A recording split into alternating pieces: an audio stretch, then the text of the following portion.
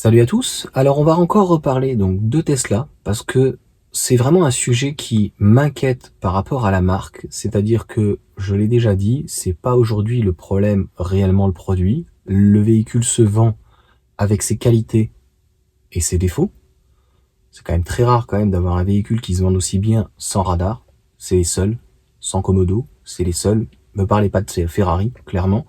Mais j'ai déjà fait une vidéo donc sur la rupture et je voulais reparler donc d'un point par rapport à Tesla. Et en fait, c'est devenu une évidence, c'est-à-dire que ils ont tellement rogné sur les coûts à tous les niveaux, parce que c'est ça en fait la production, etc. Je me dis en fait Tesla c'est free en fait, free chez nous. C'est de la téléphonie. Ils ont clairement tout ratiboisé.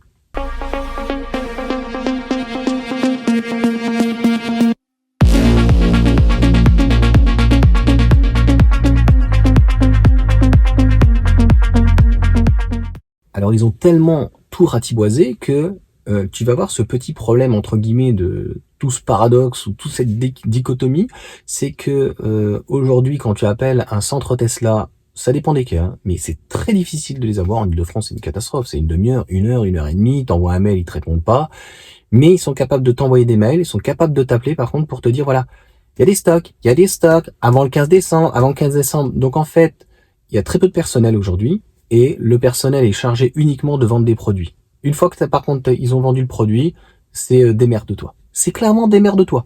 Au niveau, mis à part les Rangers où j'en entends jamais parler et que ce service-là que tu prends par téléphone, il est efficace, le reste, franchement, c'est la partie SAV, la partie suivi, la partie entre le moment où tu commandes, c'est quand même déroutant de mettre 40, 50, 60 000, alors je parle même pas de ceux 100 000 sur Internet, comme ça, on te demande de payer, t'as une info, enfin ça se fait vraiment d'une manière à la chaîne, c'est clairement du Free. Et Free avait révolutionné en fait la téléphonie, ils ont indirectement rien inventé, ils ont pris une ligne, et en fait, ils ont tout morcelé pour avoir un prix. C'est pareil en fait avec Tesla. Ils ont morcelé la partie de la production donc qu'ils maîtrisent totalement. Ils ont réduit au maximum la chaîne de montage, les presses, etc. pour vraiment avoir un produit qui s'assemble le plus rapidement possible. Le véhicule est le plus vite acheminé. C'est les seuls aujourd'hui, c'est vrai, à avoir beaucoup de stock parce que derrière, il y a une production qui va à une vitesse fantastique.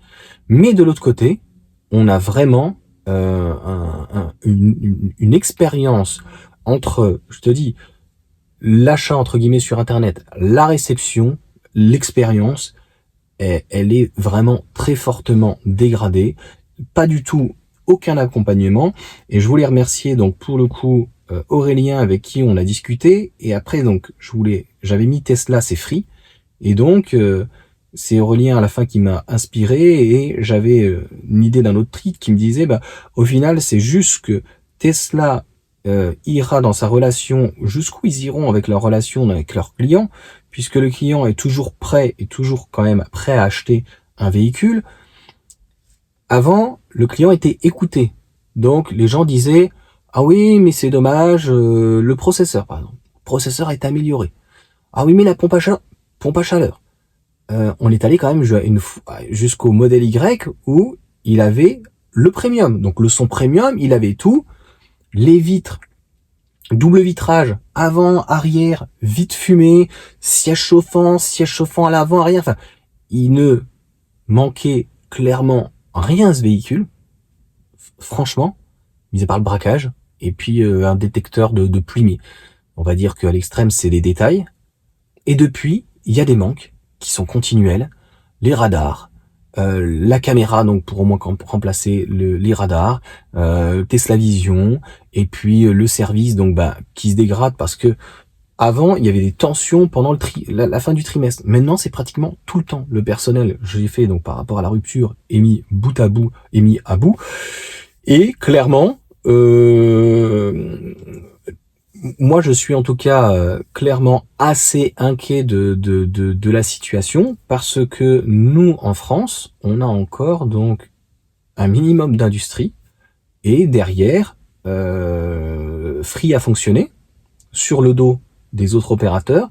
Je suis pas certain que Tesla arrivera à persister ou en tout cas à vendre toujours autant sur le dos des autres constructeurs, parce que les autres constructeurs, en termes de réception, à un moment donné, les gens risquent de se lasser en disant, bah, par exemple, une grande autonomie aujourd'hui, un modèle Y, c'est des bonnes perfs, c'est 5 secondes, c'est aux alentours des 52 000.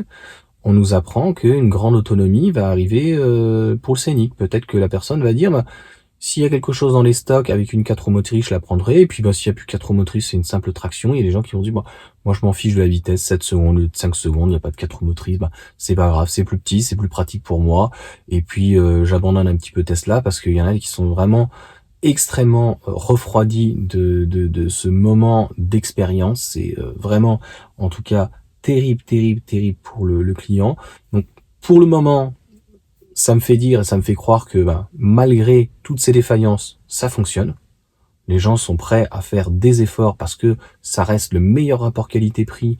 Le modèle Y a le meilleur rapport qualité-prix, même s'il y a en plus, il a beaucoup de concurrence. Le modèle 3, il y a pratiquement pas de concurrence et c'est encore le meilleur rapport qualité-prix.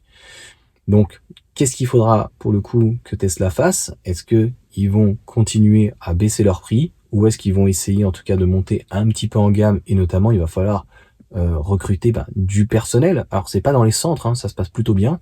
Pareil les visites, etc. Ça se passe plutôt bien. Mais une fois qu'après t'as acheté, t'es clairement abandonné entre l'achat et la réception. Et très souvent t'as plus personne, t'as pas de pourcentage de batterie, t'arrives, on te donne les clés, tu te débrouilles. Donc sachant que en plus ton véhicule, t'es obligé de le garder pendant 1 an, mais qu'en plus t'es bloqué si tu prends le bonus écologique, parce qu'il profite à 90% du bonus écologique, pendant 3 ans, moi je me fais dire, je ne suis pas certain que les clients vont se reprécipiter dans 2, 3, 4, 5 ans. Aujourd'hui, c'est in, mais ça s'apparente plus à Free, qui a fait un hold-up aussi à ce moment-là, que forcément à Apple, qui clairement a éclaté, vraiment, c'est même plus que révolutionné, c'est-à-dire qu'ils se sont imposés.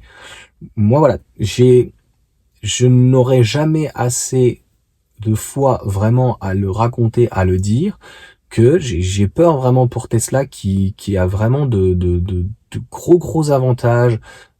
Encore une fois, la tablette est très bien, tout est très bien, il y a énormément d'options dans ce véhicule, mais à vouloir trop dépouiller le véhicule avec une concurrence plus accrue, je suis certain que un 3008 qui serait à 47 000 et quelqu'un qui pourra un bonus même en plus dans l'Île-de-France ou un Scénic ou d'autres véhicules en tout cas avec plusieurs choses d'éligibilité et un modèle Y en plus qui n'aurait plus d'éligibilité, mais il n'y a pas que la France bien sûr.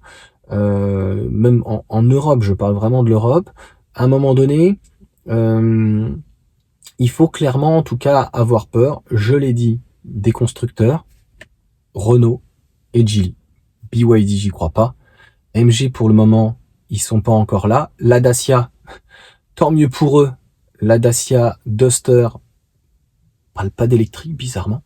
Donc d'après ce que j'ai vu, pourtant c'est sur le châssis donc CMF, la EV. Donc voilà, il n'y a pas cette concurrence là. Donc Tesla n'a pas cette concurrence là, mais clairement au niveau de l'expérience entre l'achat et de livraison, il va vraiment falloir qu'ils fassent quelque chose avant d'arriver clairement, comme je l'ai dit dans la précédente vidéo, à la rupture. Allez, sur ce, j'espère en tout cas voilà que la vidéo vous aura plu. Je pense en tout cas avoir fait vraiment tout le tour de Tesla et ce n'est pas encore une fois que la France, c'est vraiment global et en Europe. Moi vraiment j'ai peur vraiment que les gens se détournent du véhicule blasé, lassé. Dis-moi ce que t'en penses, si voilà, toi tu es prêt à racheter ou quoi. Moi clairement je suis pas sûr, peut-être une perf, parce que c'est vrai qu'aujourd'hui à 54 000 euros dans les remises dans les stocks, tu n'as pas à 54 000 euros un véhicule aussi grand et avec autant de performance. Un Macan te donnera en termes de performance et de prix, sera beaucoup moins bien. mais un Geely avec Volvo, surtout avec Lotus, mais Geely avec un Zeekr, comme d'habitude, les gens vont se dire, bah, je m'en fiche, c'est peut-être un petit peu plus petit, je m'en fiche, c'est peut-être un petit peu moins puissant, mais il y a d'autres compensations, il y a un autre style, et puis il y en a beaucoup qui vont copier quand même aussi Tesla dans leur manière de préconisation ou de périodicité en tout cas d'entretien, notamment Lotus. Après voilà, il faudra voir donc, comme vous l'avez très bien dit dans les messages, le fait d'avoir énormément de concessions, d'avoir énormément de centres obligatoirement, ça a un coût, et donc obligatoirement d'avoir des entretiens beaucoup plus accrus, parce que un grand réseau, ça coûte cher. Mais après, il y a des gens qui aiment aussi être mieux reçus, parce que, encore une fois, recevoir un véhicule comme aujourd'hui, attendre pendant 3 heures dans le froid, euh, ça laisse encore une fois vraiment réfléchir pour le prochain achat d'une Tesla. Il va falloir que la compacte soit extrêmement brillante et convaincante sur beaucoup de points.